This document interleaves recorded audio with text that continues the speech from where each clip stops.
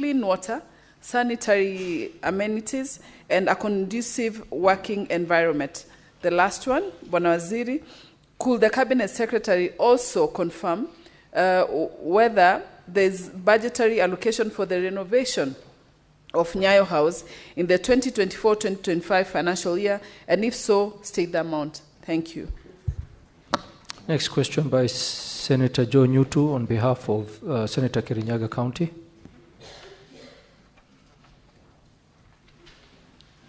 Thank you, Mr. Speaker. I stand in for Senator Murango of Kirinyaga County, and I have the following questions to the CS. One, could the CS state the immediate actions taken to address the increase in incidents of insecurity in Kirinyaga County, particularly in Kerugoya Town, where 2 people have been killed by criminals in the last 1 month, and in Gruvani Town, where marauding gangs have been waylaying residents early in the morning and late in the evening. And number 2, Mr. Speaker, what is the status of investigations into an attempted robbery with violence incident in Meringaire area in Kerugoya Town on the night of 24th January 2025, in which Mr. Murimi was shot and later succumbed to injuries while undergoing treatment at Kerugoya County Referral Hospital? And could the Cabinet Secretary clarify the timelines within which police officers should investigate incidents of crime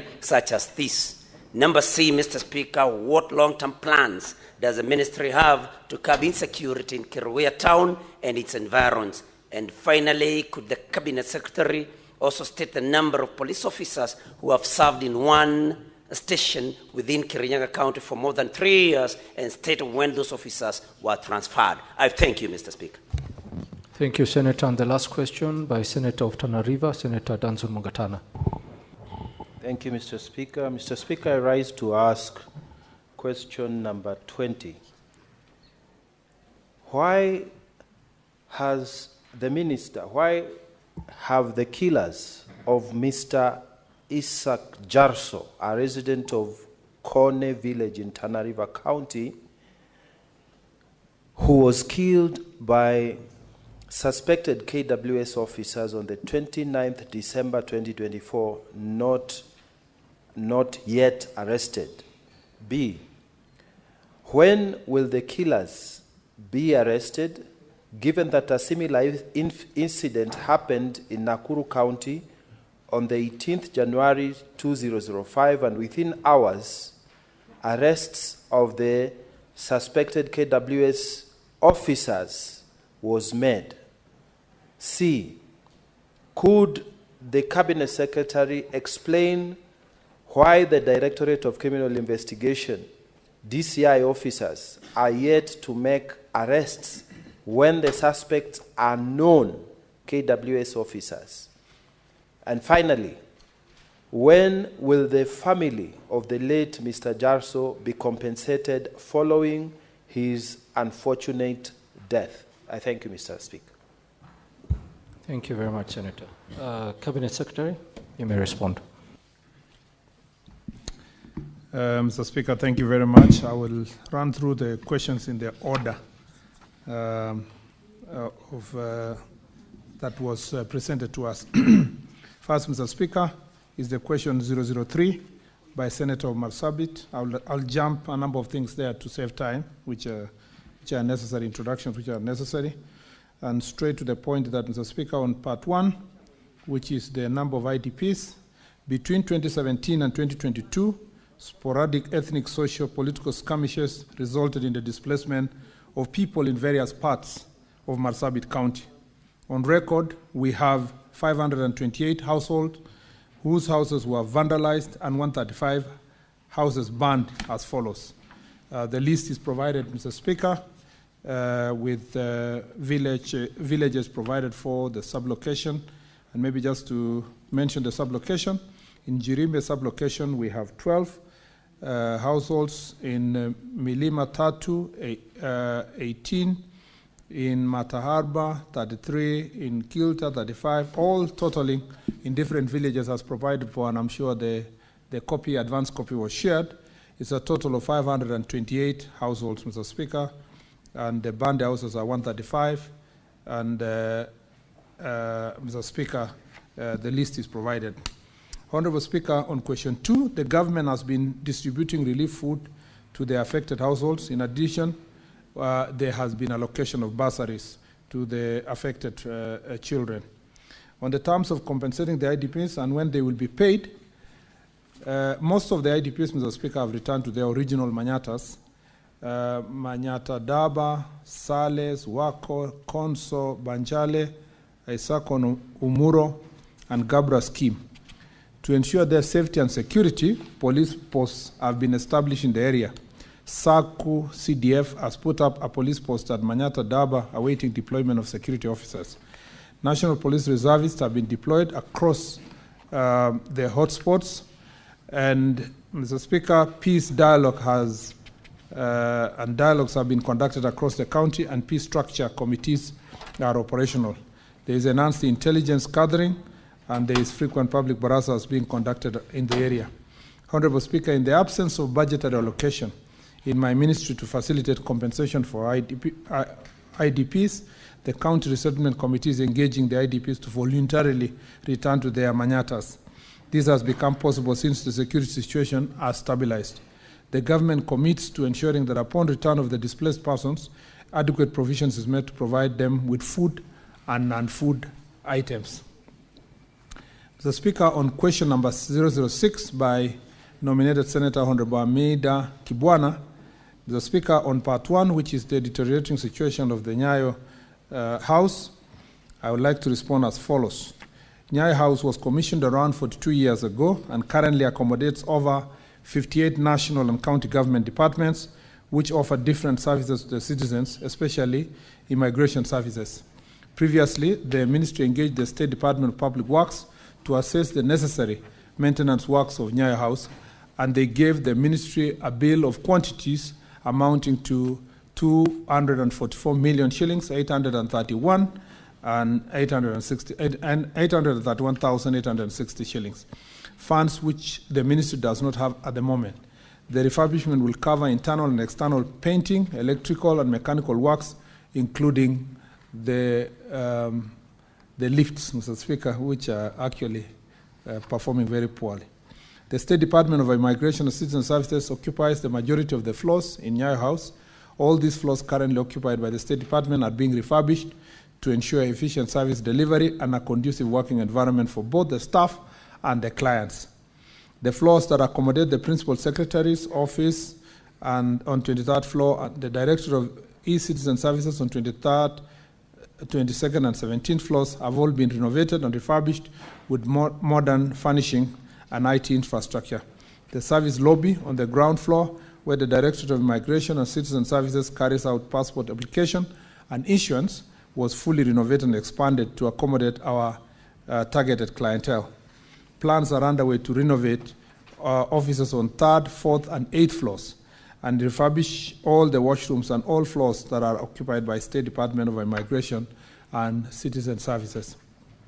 On part 2, on the measures put in place to ensure both public and government officials working there have clean water, sanitary amenities, and conducive working environment, I'd like to respond as follows, Mr. Speaker.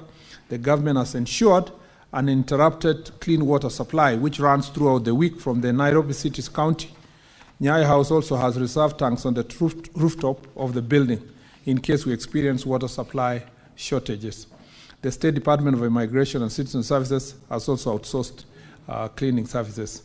On whether there is a budgetary allocation for the renovation in 2024-2025, Mr. Speaker, I wish to state that the State Department for Immigration and Citizen Services was allocated 70 million shillings in the financial year 2024-2025 budget for the renovation and refurbishment of our offices at the Nyayo House. However, due to the ongoing austerity measures, the National Treasury reallocated the funds. We do hope that the National Treasury will disperse the funds to allow the completion of the budgeted renovations. Thank you, Mr. Speaker. On question 012 by Senator James Murango of Kirinyaga County, Mr. Speaker, we have a very detailed response, but I'll try to summarize. Mr. Speaker, Regarding the immediate actions that have been taken by the National Police Service to address increasing incidents of insecurity in Kirinyaga County, particularly in Kerugoya town, I'd like to respond as follows. In January 2025, several security incidents were reported in Kerugoya and Gurubani towns within Kirinyaga County. Consequently, the following immediate measures were undertaken to arrest the situation. 1. Increased patrols and rapid responses. The National Police Service intensified both foot and mobile patrols in Kerugoya town and its environs, focusing on early morning and late evening hours when incidents were more frequent. 2. Special operations. The National Police Service organized continuous special operations to get rid of the criminals. 3. Public sensitization. Regular public security meetings were conducted to inform the residents about emerging crime trends and preventive measures. 4. Stakeholder partnership. Collaboration was strengthened with community policing groups, Nyumba Kumi initiatives, and private security firms to facilitate information sharing for effective security management. 5. Multi-agency coordination. Law enforcement worked closely with the national government administration, officers, other security agencies, and public to build confidence in security efforts. 6. Targeted investigations. Specialized units were deployed to conduct thorough investigations leading to the arrest and prosecution of criminals. On the status of investigation to an attempted robbery with violence incident in Miringi-Lira area in Kerugoya town, and the death of one Mr. Murimi who was shot in the incident, Mr. Speaker, I'd like to respond as follows. On 24th of January 2025 at around 9:30 p.m., Gladys Nyambura Njuki, an M-Pesa shop operator in Kerugoya town, closed her business and boarded a motorcycle registration number provided ridden by Eric Minor to her residence in Mudhaika area. Before reaching her destination, they were intercepted by assailants using two numberless motorcycles, each carrying a pillion passenger and armed with a pistol. The criminals confronted the complainant, brandishing pistols, and forcibly snatched her handbag while demanding money. Upon hearing a distress call, a resident, Mr. Peter Karimi Kamau, aged 44 years, responded in an attempt to assist. Unfortunately, one of the robbers shot him. They also fired 2 shots into the air to disperse bystanders before fleeing the scene on their motorcycles. Police officers arrived promptly, but criminals had already escaped. At the scene, the police officers recovered 2 spent cartridges and 5 rounds of ammunition. The injured victim was rushed to Kerugoya County Referral Hospital for treatment. Unfortunately, Mr. Speaker, he succumbed to these injuries the following day, on 25th January 2025. A post-mortem was done and confirmed that he had suffered a fatal gunshot wound to the abdomen. Investigation commenced under the offense of robbery with violence, contrary to Section 2962 of the Penal Code, and the reference is provided. Forensic done at the DCI headquarters by conducting ballistic examination on 2 spent cartridges recovered at the scene of crime, established that the firearm used in this incident had also been linked to the separate robbery with violence case in DCI Ruiru. Mr. Speaker, as now the suspect remains at large and the case is still under active investigation to apprehend those who are responsible. Regarding the long-term plans by the National Police Service to curb insecurity in Kerugoya town and its environs, Mr. Speaker, the government is committed to implementing long-term measures to enhance security and maintain law and order in Kerugoya town and its surrounding areas. The following strategies aim to provide sustainable solutions to crime and insecurity: strengthening the community policing and Nyumba Kumi initiative, increasing, and the more details are provided for in the statement, increasing police presence and patrols, use of technology of crime prevention, especially CCTV cameras, and use of the toll-free emergency number, Fichua kwa DCI, capacity building and training of officers. We provide continuous training for the officers on modern crime-fighting techniques, intelligence gathering, and human rights practices, among others. Number 5, addressing socioeconomic drivers of crime. We would like to collaborate with the local community organization to provide social programs aimed at reducing criminal behavior, improved legal and judicial processes, to enhance collaboration between the police and judiciary to ensure that these cases are handled swiftly, enhance intelligence and surveillance operations in the area, strengthening public-private partnership in security, working together with the private firms and the community, and finally periodic security audits and stakeholder engagement to ensure that we deal with these threats. On the list of police officers who have served in Kirinyaga County over 3 years and their transfer status, Honorable Speaker, the Service Standing Orders, SSO Cap 72, govern the transfer and deployment of police officers. As stipulated, the mandate for deployment lies with the Inspector General and is not used as a disciplinary measure or reward. Mr. Speaker, additionally, in line with the Maraga Task Force recommendations, officers should not serve in a single station for more than 3 years to enhance their professionalism, mitigate corruption, and ensure optimal service delivery. However, exceptional circumstances allow certain officers to remain in one station beyond this period, including those with medical conditions requiring family support, officers undergoing disciplinary proceedings, and those nearing retirement who wish to serve closer home. In this regard, we have a total of 30 police officers who have served for more than 3 years in Kerugoya town. Mr. Speaker, on question number 020 by Senator of Tana River County, Honorable Danson Mukatana, on matter of Mr. Isaac Jarso, Mr. Speaker, I wish to respond as follows. On part one of the question, Mr. Speaker, which is the why the killers have not been arrested, I'd like to respond as follows. On 29th of December 2024, and approximately at approximately 10:30 hours, a contingent of 23 Kenya Wildlife Service Ranger embarked on an operation to remove cattle and herders who had allegedly settled inside Savo East National Park. During the operation, the Rangers encountered Isaac Abdullah Jarso, now deceased, his family and his friends at his Manyata. When the Rangers attempted to arrest the deceased, an altercation ensued, escalating into a physical confrontation, pitting him and his friends against the Rangers. The scuffles resulted in the fatal shoot of Isaac Abdullah Jarso. At 10:45 hours, Mr. Said Omar, Assistant Chief of Kone Sublocation, reported the incident at Garsen Police Station under OB number provided. Officers from Kone Police Post responded promptly and arrived at the scene where they found the lifeless body of Isaac Abdullah Jarso, a 42-year-old male. The body had gunshot wounds on the upper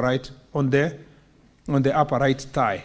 Investigations commenced under inquiry number 4 of 2024 of DCI Delta, with officers documenting evidence at the scene and recovering 4 spent cartridges. The body was moved to Malindi Sub-County Hospital mortuary for preservation, where a postmortem examination conducted, confirming that the cause of death was due to gunshot-inflicted injuries. As part of the investigation, statements were recorded from the key witnesses, including the deceased wife, 2 friends who were with him at the time of the incident, and 2 brothers who arrived after being alerted about the shooting. Additionally, statements were taken from KWS Rangers involved in the operation. To facilitate forensic analysis, all 23 rifles used by the Rangers during the operation were collected and escorted to the forensic laboratory in Nairobi for ballistic examination. The ballistic expert report is yet to be finalized. Once the investigations are concluded, the action will be taken against the KWS officers found culpable in the fatal shooting. Mr. Speaker, regarding when the killers will be arrested, given that similar incident happened in Nakuru, Mr. Speaker, as I said, investigations commenced immediately, and the inquiry was forwarded to the DPP via the number provided dated January 2025. In response, the ODPP, through a letter reference this as provided dated 14 February 2025, directed that several additional matters be established through further investigation, including firearm ballistic report. As stated earlier, appropriate action will be taken against the officers found culpable. On number 3, only why the DCI officers yet to make arrests. Again, Mr. Speaker, the matter is still under active investigation by the DCI, and once concluded, appropriate action will be taken against anyone found culpable of the offense. Every effort is being made to expedite and conclude the investigation to ensure justice is served. Mr. Speaker, regarding when the family of Mr. Jarso will be compensated, Mr. Speaker, compensation for the family for the late Isaac Abdullah Jarso will be subjected to due process depending on the outcome of the investigations. Mr. Speaker, on question number 5 by Honorable Beatrice Ogola, I wish to respond as follows. On part 1, on the level of preparedness on the mitigation of drought and floods, Mr. Speaker, the prolonged 2024 rains resulted in flooding that impacted most parts of the country. A total of 315 people died due to the floods. 58,641 households representing 293,205 individuals were displaced, and 412,262 persons were affected. The flooding caused havoc to roads, bridges, aerodromes, railway lines, school infrastructure, and health facilities. 298,673 acres of agriculture land and 9,367 livestock were washed away. The government and partners supported the affected population with the evacuations and provision of shelter. Cut-off roads and railway lines were reopened. Further, the government distributed 3,798.1 metric tons of relief and other non-food items to affected population. Arising out of this experience, the government has strengthened early warning systems and disaster preparedness for anticipated flood risks. The government will issue timely alerts besides mobilizing emergency response efforts and awareness creation. The government is investing in climate resilient infrastructure, flood control measures, and disaster mitigation strategies to reduce vulnerability. This includes improving drainage systems in towns and cities. Number 2, on the specific areas that are particularly been mapped out, Mr. Speaker, I'd like to say as follows. 3 months weather forecast issued by Kenya Meteorological Department on March, April, and May indicates near to above normal rains for the western part of the country, below normal for the rest of the country. There is therefore likelihood of floods in only 3 counties, Kisumu, Busia, and Tana River. The government has employed the flooding strategies, among others, to mitigate against possible floods. Following strategies, among others, to mitigate against the possible floods. 1, promoting reforestation and soil conservation. 2, rehabilitation of roads. 3, acquisition of food and non-food items in preparedness for that season.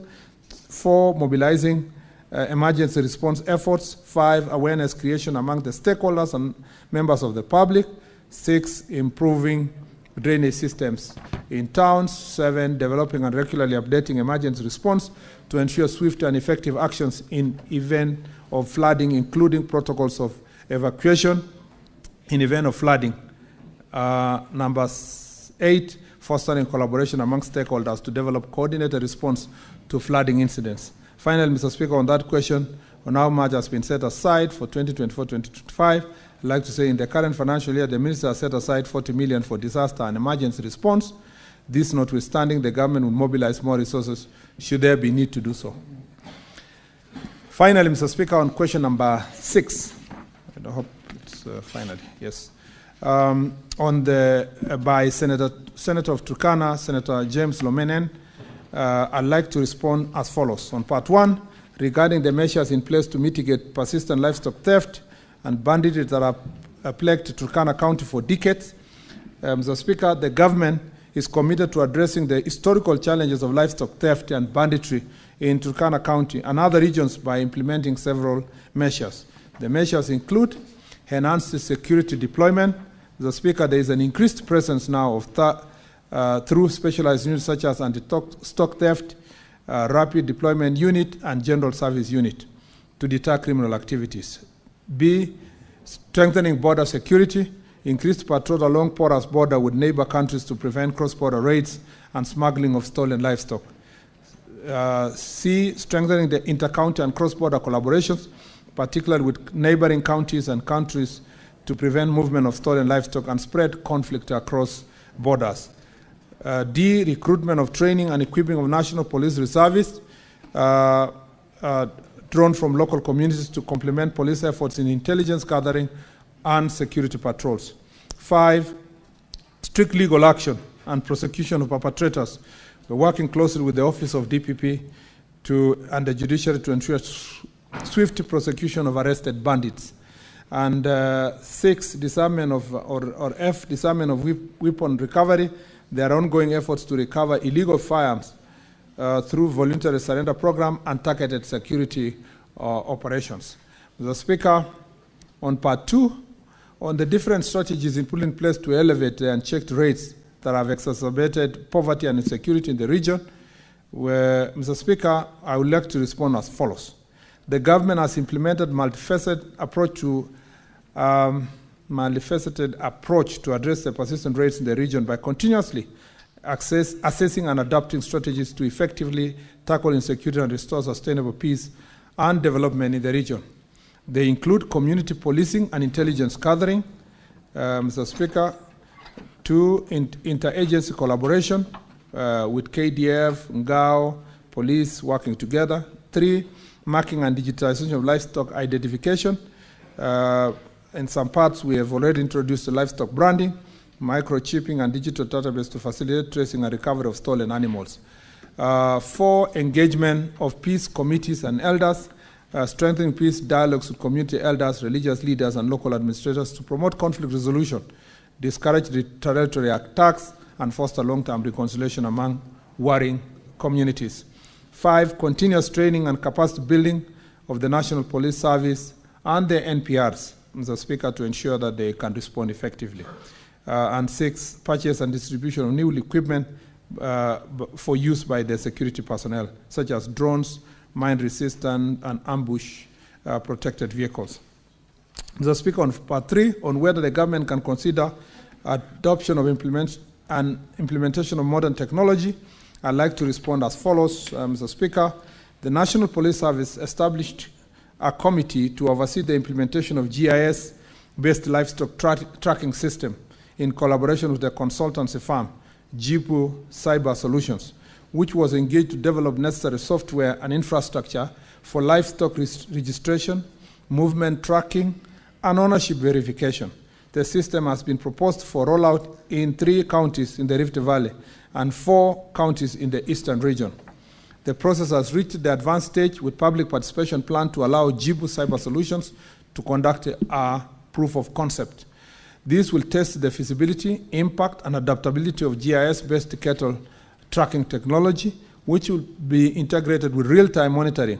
Once fully implemented, the solution will be linked to the existing police service infrastructure at the Integrated Control and Command Center, IC3, to enhance security and response to livestock theft incidents. On part 4, Mr. Speaker, regarding mechanisms that can be implemented to enhance collaboration between Turkana County security agencies and neighboring counties to enforce livestock identification policies and ensure seamless livestock tracking and recovery, I'd like to respond as follows. The government acknowledges the importance of livestock marking for identification and monitoring in the banditry-prone areas, as well as the need for inter-county collaboration in enforcing livestock identification policies and ensuring efficient tracking and recovery of stolen livestock. Our ministry, in collaboration with the Ministry of Agriculture and Livestock Department, formed a joint committee to oversee the implementation of a GIS-based livestock tracking system. Additionally, to strengthen coordination, various mechanisms have been recommended to enhance cooperation, streamline livestock identification, and improve recovery efforts.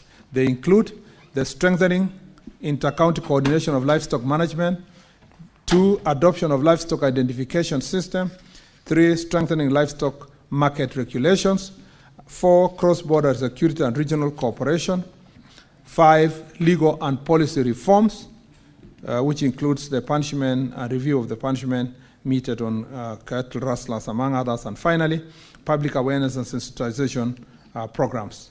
I thank you, Mr. Speaker. Thank you very much, Cabinet Secretary. Honorable Senators, we are going to extend for not more than 15 minutes as per the provisions in the standing order. And I shall take, I think it will give us two questions from each side. So whoever is going to catch my eye on this side. No, we don't have time for that. Okay, Senator Chute, you have the first question. Thank you very much, Honorable Speaker. Honorable Speaker, I'm really shocked to hear the answer from the Cabinet Secretary telling this Honorable House that the IDPs in Marsabit were resettled, compensated, and bursaries given to those IDPs. I think the Cabinet Secretary is misled by being told that these people have been resettled. I want the Cabinet Secretary to provide evidence that shows that those IDPs were compensated or resettled or bursaries given. Any evidence that shows that the bursaries were given and by who? Because as far as I know, there were no bursaries given to IDPs. There were no settlement at all. So if there is any evidence, the Cabinet Secretary cannot just tell this Senator House. Chute, you do realize we don't have much time. Yes. We've understood your question. Please, let's allow other senators. Honorable Speaker. Let us allow other senators Give me to ask a 30 question. Seconds, 30 seconds to conclude. No, Senator, you've taken long enough. But this is a We've very- understood the question. Honorable Speaker, this is a very serious matter. We've understood the question. You've made the question very clear. So let me it will be conclude. answered by the Cabinet Secretary. Just give other senators an opportunity. Senator Beatrice Ogola, under 1 minute.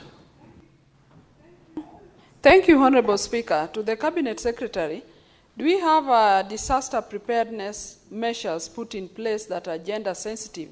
Because disasters affect genders differently. Senator Mungatana. Mr. Speaker, the minister told us that 23 guns on the incident of Tana River in Kone were taken to the for ballistic examination, and the report hasn't come out. What I wanted him to tell us is, what is the capacity at the examinations place, ballistic examinations place? What is the problem? Since January, now we are heading towards March. In fact, very soon we'll be 4 months down the road. Mr. Speaker, what is happening in the ballistic examinations place? Can he do something? Because this issue has caused a lot of tension in Tana River. Thank you, Senator. Senator Lomenen. Thank you, Mr. Speaker, sir. I would like to ask the CS, when will he lift the ban, curfew, in between West Pokot and Turkana? Because the former CS for Interior did the same. He said that the curfew has been removed, but up to now the traders are really suffering, and there is no highway robbery in that road. Thank you. Let us allow the Cabinet Secretary to reply to those 4 questions, and then we'll take some more supplementaries. Mr. Speaker, thank you very much. On Senator Chute's response, I was clear that we don't have money for compensation. However, the support that is working together with the CDF of the constituency, among others, some of the affected have been favored in terms of bursaries, including bursaries from the county government.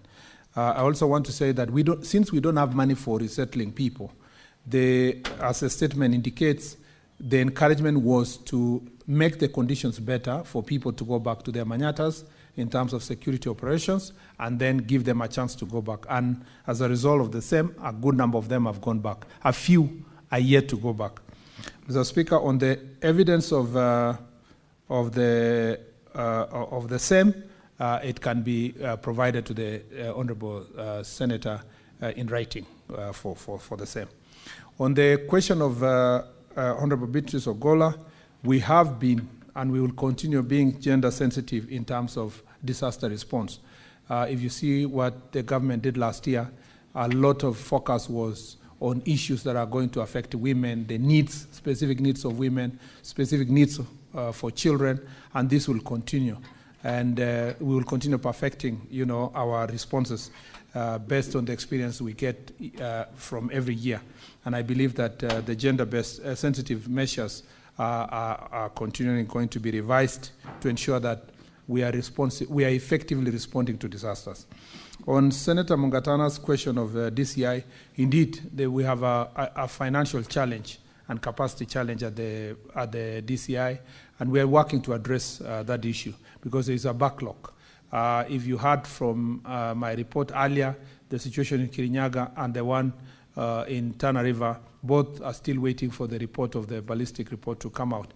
But in my last visit, when I went to DCI office, they made certain requests that we are trying to factor in the incoming budget. And I believe that we should be able to make it to expedite the process, because these are 23 guns, so you have to really match each one of them until you find this is the one which was owned by or used by this particular officer. Finally, Mr. Speaker, on the question of Senator Lomenen, we will assess the security situation. We continuously receive intelligence reports about the situation in Turkana, between Turkana and West Pokot, including recent activities around mining areas in Aro and the border. And we still have a dicey situation in some cases, but we lifted the ban as soon as we are ready to do so, and we can work together with local leaders. Thank you. Thank you, Cabinet Secretary. Senator Joe Nyutu, under 1 minute. Thank you, Mr. Speaker. I am just following up on the question by Senator Murango, question number 1, about the actions that were taken by the ministry following the killing of 2 people. The CS has responded and they said that they introduced patrols and special operations and many others. Mr. Speaker, then my question is, we were taught I think in lower primary school that prevention is better than cure. So what is the ministry doing to see to it that we have preventive measures other than responsive measures? Because, Mr. Speaker, 1 life lost is 1 too many. Thank you, Mr. Speaker. Thank you, Senator Catherine Muma. Thank you, Mr. Speaker. My question is a follow-up on Senator Beatrice Ogola's question. CS, the time to prepare for disaster or management of the floods in Nyando is now. Properly speaking, the machines for doing the dikes should be happening now.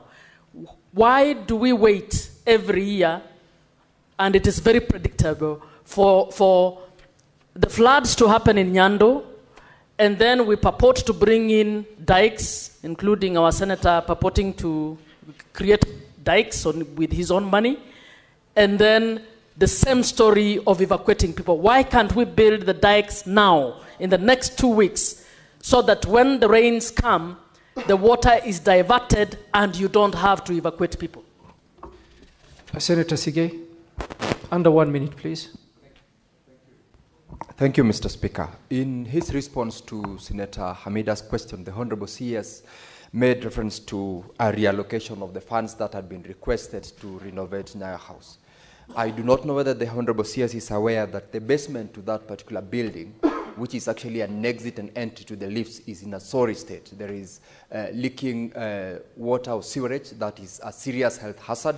And secondly and lastly, whether the CS in his comment about the Maraga Task Force recommendation has plans to implement that particular report, and if so, when will that be implemented in the police force? Those are 2 questions, Senator. So, Senator Mandago, final question. Thank you very much, Honorable Speaker. Mine is not a question, but I'd like to ask the CS that it looks like there are too many incidences associated with KWS officers. We had an incident in Nakuru. We had an incident in Tana River. Probably your ministry should put a little bit of focus on the officers. And finally, Honorable Speaker, I request the CS probably if we could visit Marsabit just to assess the situation. And very well, Senator. The other Manyatas after this comes so that they can go back. You're only supposed to ask 1 question, so the CS will only answer 1 question. Senator Kavindu, final question. Thank you, Mr. Speaker. Mine is to ask Honorable CS about insecurity. This is insecurity that Senator Murango is asking about is not only in Muranga, but also in Machakos. We have a lot of insecurity, especially in a place called Matungulu. Machakos County and other small areas. What are you doing about it? And also transfers of the police which have been in our station for more than 3 years. Thank you. Thank you, Senator. Cabinet Secretary, you can respond. You only have 5 minutes to respond. Thank you. I will be as brief as possible, Mr. Speaker. On the question of preventive measures in Kirinyaga, we have listed them in the statement on some of the preventive measures we apply, including preparation, early preparations, working with local community, strengthening Nyumba Kumi, intelligence gathering, training of the officers. So all of them are listed in the statement already, Mr. Speaker.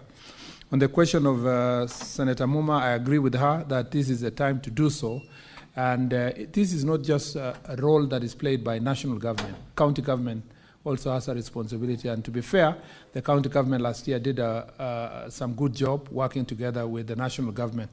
The only challenge we continue facing as a country is budgetary constraints. But to agree with you, because now Kisumu is one of the areas that is forecasted to have higher than normal rains, it is important for us to do what we need to do now. And I think we will do everything humanly possible within the budget that we have to do so. On the Senator Sigei's on Nyayo, Nyayo actually is, to be honest, Nyayo needs urgent attention, particularly when it comes to the lifts. Anybody who, I have an office there, so I get stuck in the lift many times. So I have a personal experience, including using the basement you've talked about, leaking and so forth. But then when you have a budget situation on austerity measures, you are struggling between providing social services, health, and others, and renovations. And that's why we are facing the situation we are facing. But we will continue working to see what we'll do with Nyaya House. But I agree with Senator Sigei. And also that in the Maraga report, Mr. Speaker, we are implementing Maraga report in total, including already improved salaries to police officers of a lower cadre. These issues about transfers being worked out, among many other things. And I think I'll have an opportunity in future to come and expound further because this is a very important report for us, as was the first task force that the President established when he came to office. On the question of Senator Mandago, indeed I'm going to Marsabit soon, and I'll inform the Senator of Marsabit so that we can have a personal view. There are many things that have been happening in Marsabit. We've done massive operation in Marsabit to deal with the issues of OLA and also drugs and many other things. So we will have an opportunity to visit with him so that we can see what's happening. On the KWS issue, indeed, it was of great concern for us what happened in Tana River and Nakuru. And I think we have been in conversation with the DG KWS. We will enhance this conversation between Kenya National Police Service and KWS to see whether there is a problem somewhere that needs to be dealt with among the officers that serve in KWS to ensure that we avert such situations in the future. And finally, I agree with Senator Kavindu, Agnes, that it is true that Machakos, we have had challenges in Matungulu, but those challenges, Mr. Speaker, were also related to criminal gangs, which are owned by politicians in the Matungulu area. And Mr. Speaker, like we have tried to do so across the country, we have been feeling the resurgence of political gangs or criminals posing as political gangs and pretending to be working with politicians across the country, in Western, in Rift Valley, in Mombasa, in Machakos, Matungulu area, among others. And Mr. Speaker, we are dealing with it. We will, I promise that we will dismantle these gangs, including in Matungu in Kakamega County. I thank you, Mr. Speaker. Thank you very much, Cabinet Secretary, and it was nice to have you, and looking forward to have you again. Honorable Senators, it is now 1:15 p.m. and having concluded the business for which I extended the hours of sitting pursuant to Standing Order 34-2A, the Senate stands adjourned until today, later today, 5th March 2025 at 2:30 p.m.